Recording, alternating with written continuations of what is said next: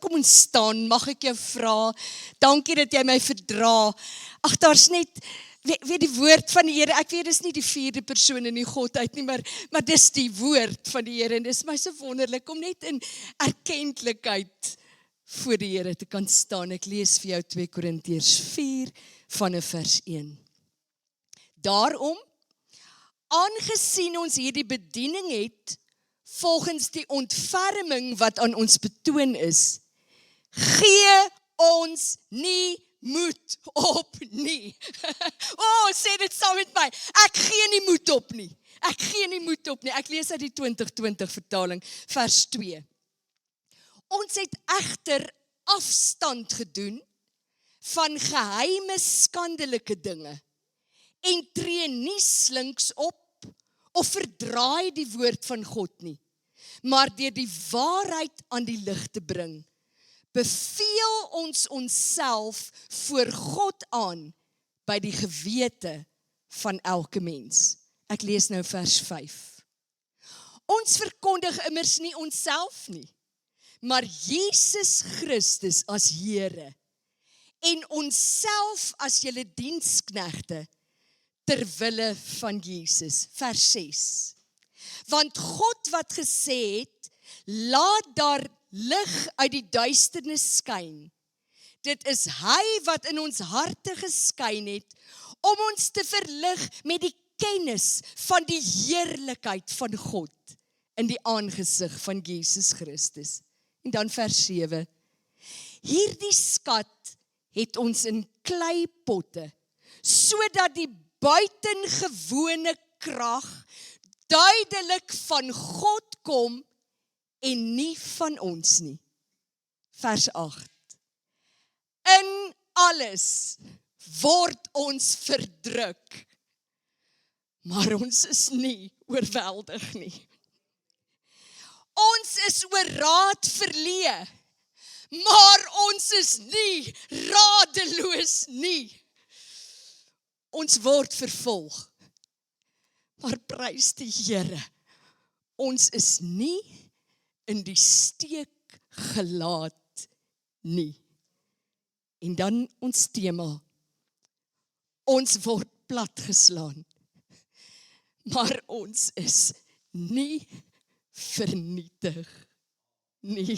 Loof die Here, gee hom net 'n lofoffer vir sy goddelike woord. Baie dankie, jy mag sit.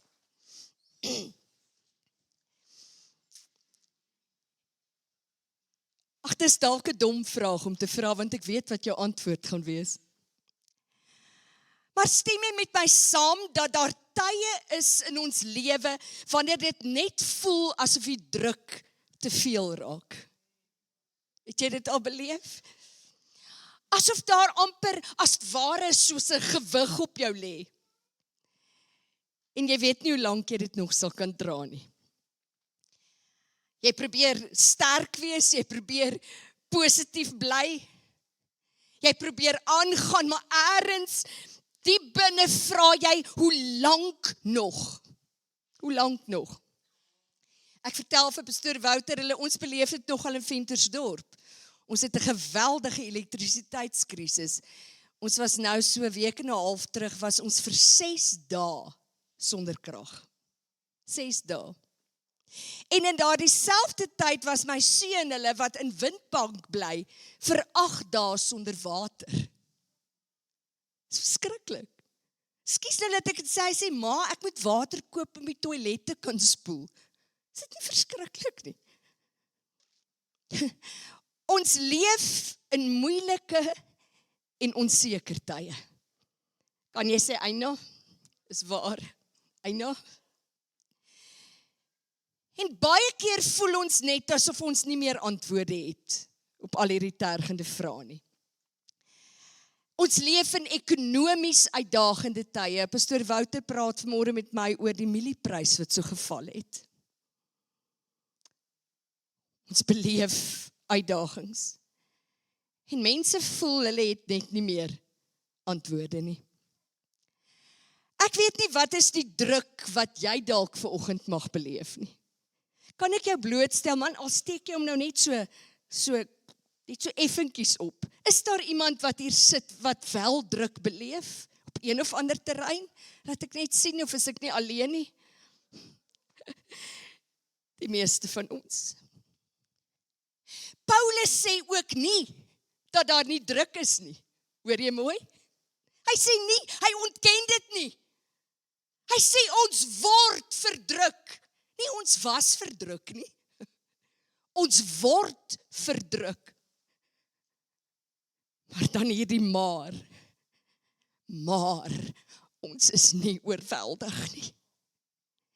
Ja, ons is platgeslaan, maar ons is nie vernietig nie. Halleluja. Sluit net jou oë waar jy sit.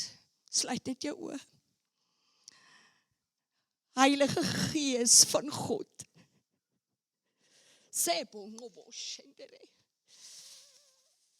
Ek weet, u maak nooit 'n fout met 'n woord. En u vat verantwoordelikheid vir hierdie woord vanmôre. En ons staan op die belofte wat sê, dat die Here se woord nooit leeg na hom sal terugkeer nie, maar dit sal bereik waarvoor u dit uitstuur. Dankie Heilige Gees dat ek weet u is hier. Ek weet u is hier, u is alomteenwoordig, maar dankie dat ek u kan vertrou dat u vanmôre in u manifest presence net teenwoordig sal wees. En u praat vanmôre. Amen. Platgeslaan, maar nie vernietig nie. Kom ons kyk gou net 'n bietjie na die konteks. Ons moet vir mekaar sê dat toe Paulus oor hierdie druk praat, het hy nie daaroor gepraat vanuit 'n gemakstoel nie. As daar nou iemand was wat druk geken het, was dit Paulus. Hy het vervolging geken, hy het fisiese lyding geken, finansiële uitdagings, teenstand, teleurstelling. Ek glo dat Paulus soms onseker was oor die toekoms, wat nog meer. Maar ten spyte van hierdie druk wat Paulus beleef het, hoe begin hy hierdie hoofstuk in vers 1? Hy sê, daarom, aangesien ons hierdie bediening het volgens die ontferming wat aan ons betoon is, gee ons nie moed op nie. Hy herhaal dit later weer in vers 16. Daarom gee ons nie moed op nie. Ons gee nie moed op nie. Kan jy dit 3 keer saam met my uitroep? Ek gee nie moed op nie. Ek gee nie moed op nie. Halleluja! Ek gee nie moed op nie. Want Paulus het geweet, sy bediening, hierdie bediening waarvan hy praat in vers 1, is nie gebaseer op sy eie vermoë nie. Dit is gebaseer op God se barmhartigheid, God se ontferming.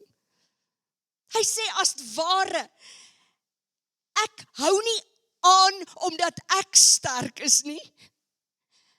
Ek hou aan omdat God se genade vir my genoeg is. Hy's genadig, hy's vol ontferming. Die feit dat ek en jy kan volhard, die feit dat ek en jy nie moed opgee nie, berus nie op ons eie krag nie. Stem jy saam? Dit berus net op sy genade. En maak nie saak, pastoor Wouter, wat alles om ons mag wankel nie. God bly dieselfde. Gister, vandag en tot in alle ewigheid. En daarom sê Paulus, ek gee nie moed op nie. Dis die hartklop van hierdie hoofstuk. Ek en jy het baie redes om moedeloos te raak. Maar daar is 'n groter rede om vas te staan.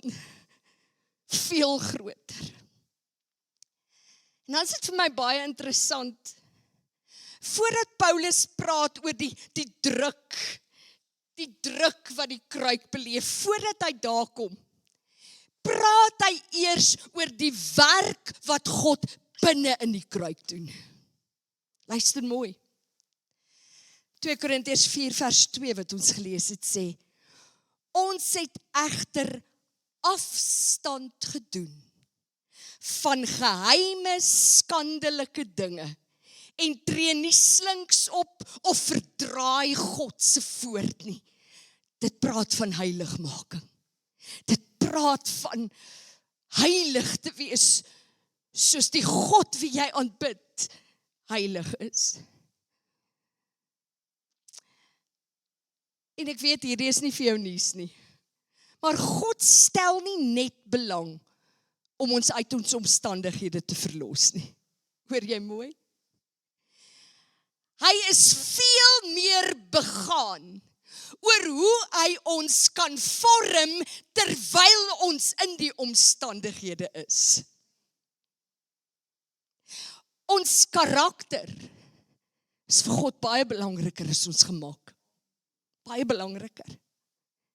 So wanneer jy voel asof daar bo menslike druk teen jou kruik kom, mag ons leef met die ingesteldheid, die gesindheid van die Here. Wat wil U in my verander? En ek wil my oorgee aan U vormende, transformerende hand, terwyl ek nog in die omstandighede is, waar ek bid om uit dit te kom. Ons grootste gebed is dikwels, ag Here, verander net my omstandighede. Stem jy saam? Maar God stel belang dat ons hom sal toelaat om ons te verander. Terwyl ons nog midde ons situasie is. Luister wat sê, ons het afstand gedoen van geheime, skandelike dinge. Daar is dinge wat nie meer pas by ons nuwe lewe in Christus nie, wat ons moet los. Hoor die woord van die Here. Ou maniere, ou gesindhede, ou reaksies, ou patrone, ou gewoontes. Jy sien, wanneer daar druk van buite teen die kruik kom, en die kruik val om onder die druk, kom dit wat binne is uit. Is ek reg? Dit wat binne is, kom uit. As daar bitter water binne in die kruik is dit wat gaan uitkom. Dis nie die druk wat die inhoud binne in die kruik sit nie. Hoor jy? Dis nie die druk nie. Die druk wys net vir ons wat is nog binne in hierdie kruik wat God moet transformeer. Daarom moet ons eerlik voor God staan. En toe kan hierdie woord gewerk het, moes ek eerlik voor die Here staan en sê, Here, wanneer die lewe my druk, wat kom uit? Wat kom uit? Wanneer dinge nie loop, soos ek gehoop het dit loop nie, wat kom uit? Vrees, woede, bitterheid, ongeloof, of kom Christus uit? Dis as ons luister na wat Paulus hier sê. Werk God eers binne die kruik. En as ons hom toelaat om binne die kruik te werk, dan kan die druk maar kom. Hoor jy? Dan kan die druk maar kom. En dan verse 3 tot 6 wat ons gelees het, praat Paulus eintlik oor die wonder van die evangelie van Jesus Christus. Hy sê God, dieselfde God wat daar in die begin gesê het, laat daar lig wees. Daar dieselfde God het nou lig in ons harte laat skyn. En hierdie lig is nie net kennis nie. Dis die heerlikheid van God wat ons leer ken net in Jesus Christus ons Here. Jesus leef nou deur sy Heilige Gees in ons. sy lewe in ons, sy krag in ons, sy liefde in ons, sy teenwoordigheid in ons, sy vrede in ons, sy vriendelikheid in ons. Dit is die lig wat God binne elke kind van hom, elke gelowige aansteek. Wat 'n skat het ek en jy nie in ons nie. Wat 'n skat het ek en jy nie in ons nie. Hierdie skat in Ena Botha is definitief nie haar positiewe ingesteldheid nie. Nee.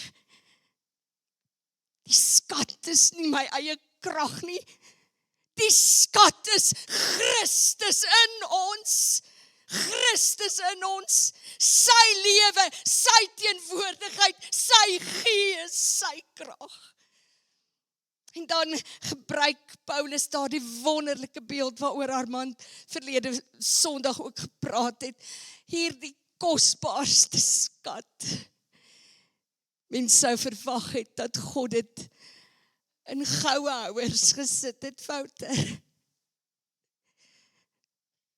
Maar hy sit hier die kosbaarste skat, sy gees, sy lewe, in brose aardekruike, soos ek en jy, in 'n kleipot, 'n aardekruik, iets broos, iets wat maklik kan kraak. Hoekom doen hy dit? Paulus sê, sodat dit duidelik sal wees, dat die buitengewone krag van God kom, en nie van ons nie. Hy plaas hierdie kosbaarste skat in die brooste houers. Ek hou nogal van hoe die 83 vertaling dit sê. Ons is maar kleipotte wat maklik breek. Maar binne in ons is daar 'n skat. Die krag van die Heilige Gees van God. En die wêreld moet sien dat hierdie skat nie van ons afkom nie. Dat dit alleenlik van God kan kom. En nou kom ons by vers 8 en 9, waar Paulus nou begin praat oor die druk wat teen hierdie kruik kom. En dan sê hy, in alles word ons verdruk. Dit beteken letterlik om saamgepers te word, vasgedruk te word, om onder die grootste druk geplaas te word. Kry net hierdie beeld van dis druk wat van alle kante afkom en jou pers. En dit laat ons dikwels voel. Hoe lank nog? Hoe lank gaan ek nog so kan aangaan? Hoe hou ek my besigheid se deure oop? Hoe gaan ek dit maak? Maar dan kom Paulus se geloofsverklaring. En alles word ons verdruk, maar ons is nie oorweldig nie. Ons is nie te neergedruk nie. Dit beteken, ek is nie vasgedruk sonder 'n uitkoms nie. Ja, ek is onder druk, maar daar is altyd spasie vir God om te beweeg. Altyd. Die wêreld kan jou druk, omstandighede kan jou druk, maar hulle kan God nie uit jou lewe uitdruk nie, om dit nou so eenvoudig te stel. Hulle kan God nie uit jou lewe uitdruk nie. En dan sê vers 2, die tweede gedeelte van vers 8, ons is oor raad verleë. Was jy al verleë oor iets? Ek is elke oggend verleë as ek vir my man sê, ag Polka, sal jy maar weer gaan koffie maak vir oggend? Ons is oor raad verleë. Dit beteken jy weet nie wat 'n pad om te vat nie. Paulus erken daar's oomblikke waar ek nie antwoorde het nie. Geloof beteken nie dat jy altyd 'n verduideliking het nie, dat jy altyd 'n antwoord het nie. Soms sê geloof, Here, ek verstaan nie wat gebeur nie, maar ek hou steeds aan U vas, met alles in my. Ons is oor raad verleë, maar ons is nie radeloos nie. Ek is nie sonder hoop nie. Daar is altyd 'n uitweg. Ek dink nou aan daai ou koortjie wat ons gesing het. Ek weet, die Here maak 'n weg vir my. Ek weet, die Here maak 'n weg vir my. As ek altyd heilig leef, sonde haat, vers 2, maar goedheid streef. Ek weet, die Here maak 'n weg vir my. Ek weet nie wie sit vanmôre hier, wat voel asof jy by 'n kuldesak gekom het nie. Doodloopstraat. God is die God wat 'n pad kan maak waar dit vir jou lyk asof daar nooit 'n pad kan kom nie. Ons is oor raad verleë, maar ons is nooit radeloos nie. Vat hierdie woord vanmôre en bear dit in jou hart. Hoe kan ons sonder hoop wees as ons Christus het? Want hoop is 'n persoon. Sy naam is Jesus. En dan sê Paulus, ons word vervolg. Dit beteken, jy word letterlik gejaag. Jy word agtervolg. Jy is onder aanval. Die prentjie is van iemand wat moeg gehardloop is terwyl iets hom jaag. Soms voel die lewe so. Dit voel partykeer die een probleem is nog eers opgelos. Nee, ek hardloop nog weg vir die een ding, dan kom die ander ding alweer. Die een rekening is net betaal, dan is dit die volgende krisis, dan breek nog 'n ding. Maar luister wat sê hy.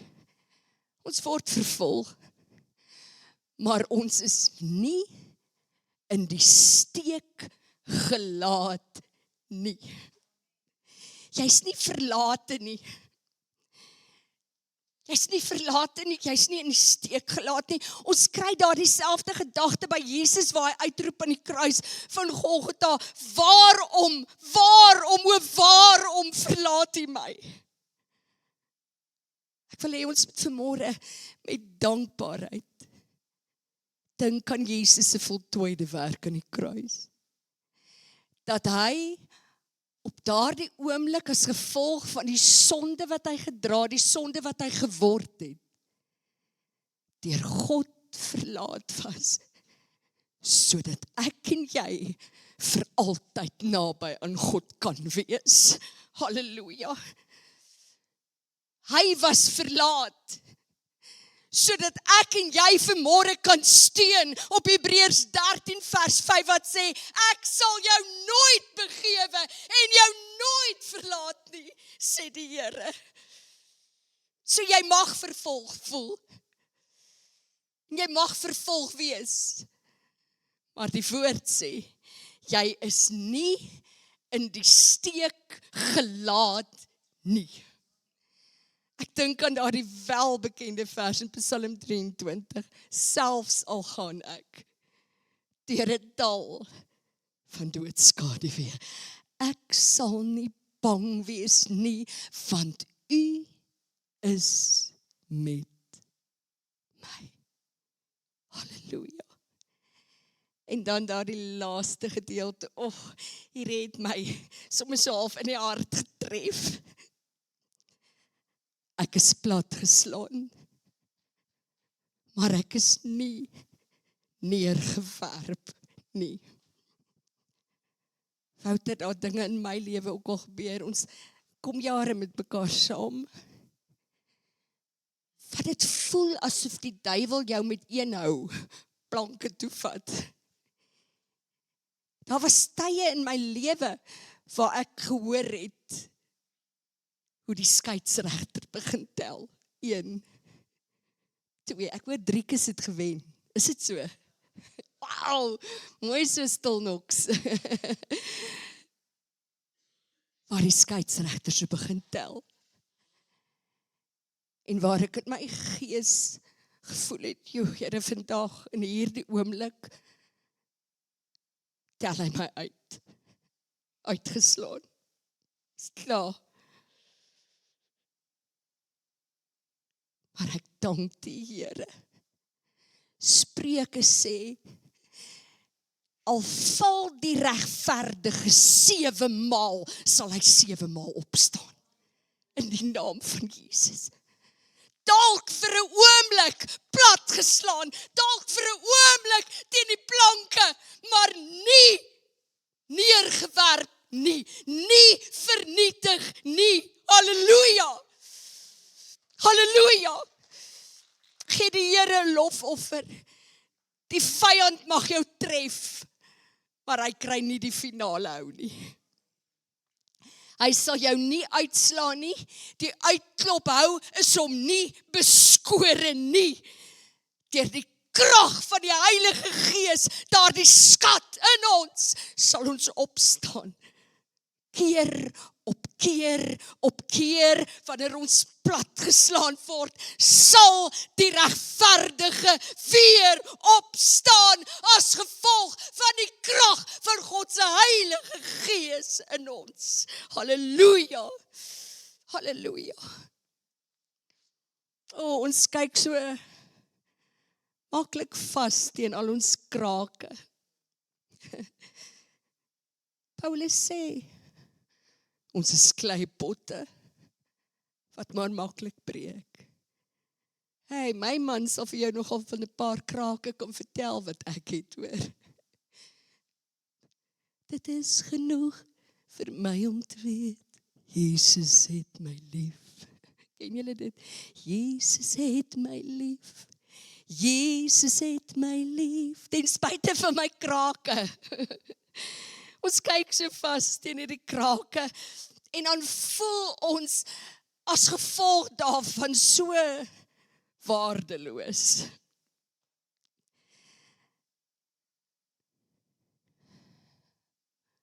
Die waarde van die kruik word nie bepaal deur hoe min krake jy het nie.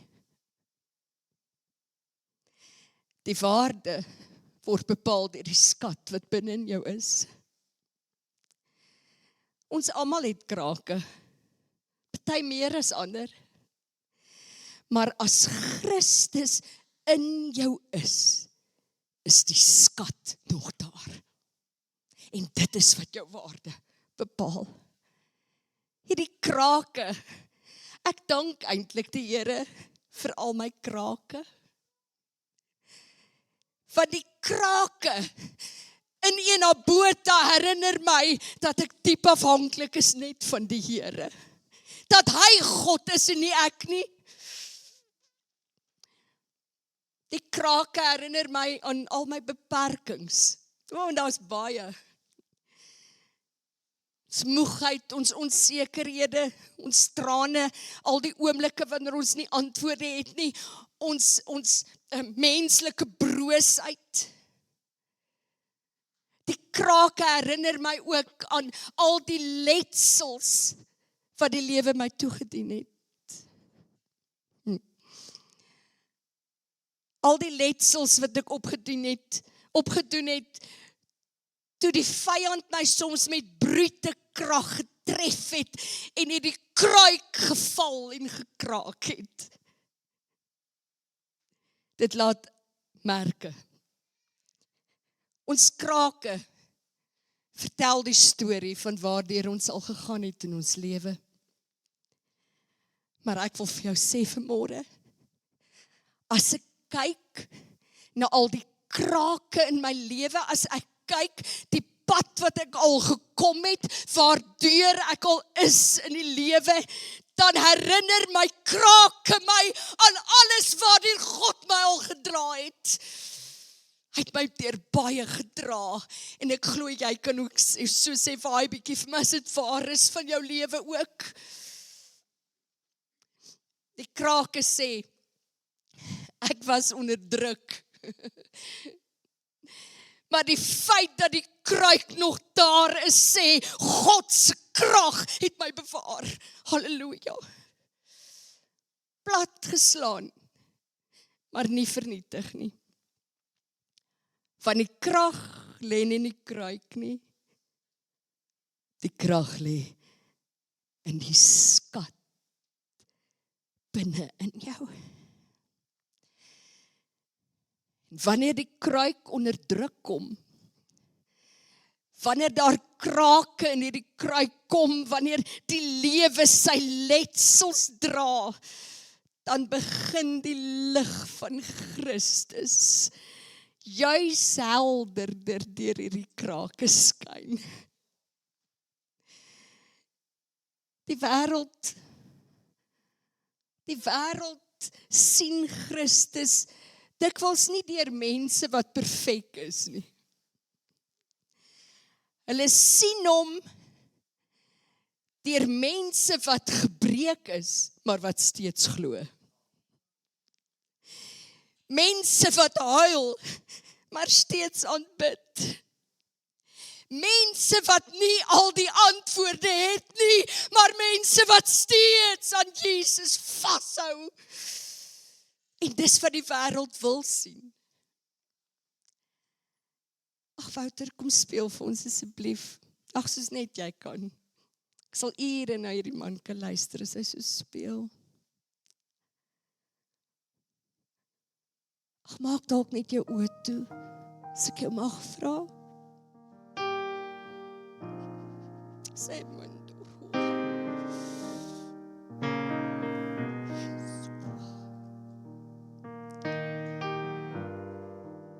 Dalk voel jy, is jy diep onder die indruk dalk vandag opnuut van hoe die lewe jou bygekom het, dalk steeds besig is om jou by te kom en jy voel gekraak. Dalk beleef jy bo-menslike druk van omstandighede wat voel of dit van alle kante kom en jou wil verdruk. Dalk voel jy vanmôre platgeslaan, asof jy gekneus teen die grond lê. Dan wil ek jou vra om vanmôre saam met my te staan.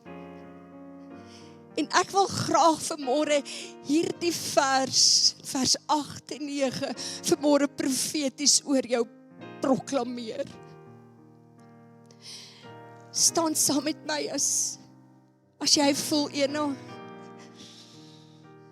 die lewe het my seer gemaak.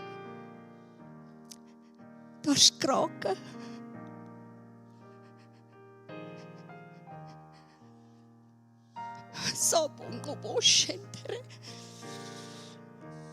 Die Heilige Gees lê vers 2 in die oomblik baie sterk in my gees. Waar Paulus sê, ek het afstand gedoen van alle geheime, skandelike dinge. Dalk is hier iemand wat net vanmôre saam met my wil sê, ag Here, maak net hierdie kruik vanmôre skoon. Steek jou regterhand op as dit jou hart is. O, Here, maak hierdie kruik skoon. O, blood of Jesus, wash me whiter than snow. Sodat wanneer iemand aan hierdie kruik stamp, dat daar nie bitterheid sal uitstroom oor my lippe nie. Maar dat Jesus se lig alleen deur my krake sal skyn.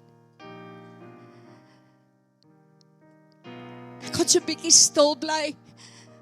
Ek wil vra dat as die Heilige Gees nou sy God se vinger druk op iets in jou lewe wat jy moet bely, doen dit vanmôre.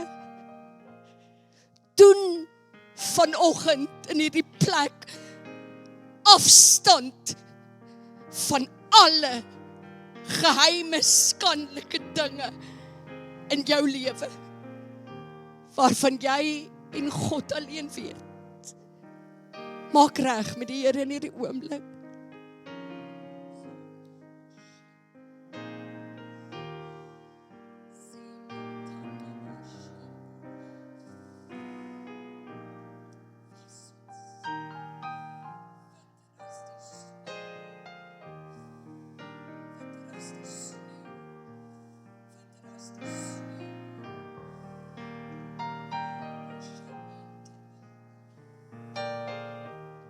Dankie Here dat ek weet in hierdie oomblik was u mense se kruike skoon. Sengomoshente. Rehabasimento. Dankie dat u dit doen in Jesus naam. Ek wil vanmôre en ek wil vra dat jy jou oë sal oopmaak. Want ek wil jou in jou oë kyk. As jy wil hê dat hierdie teksvers oor jou geproklameer moet word, staan saam met my asseblief. Moenie gaan sit nie. Ek proklameer vanmôre oor jou in die naam van Jesus. Satan sê, julle is vervolg. Maar God sê, julle is nie oorweldig nie. Halleluja. Satan sê, julle is oor raad verleë. God sê, julle is nie radeloos nie.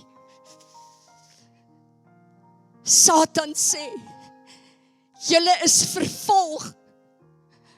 Maar God sê, julle is nie in die steek gelaat nie. Goeie nuus, gemeente van Wolmaranstad. Die Here, julle God, is met julle. Satan sê, julle is platgeslaan.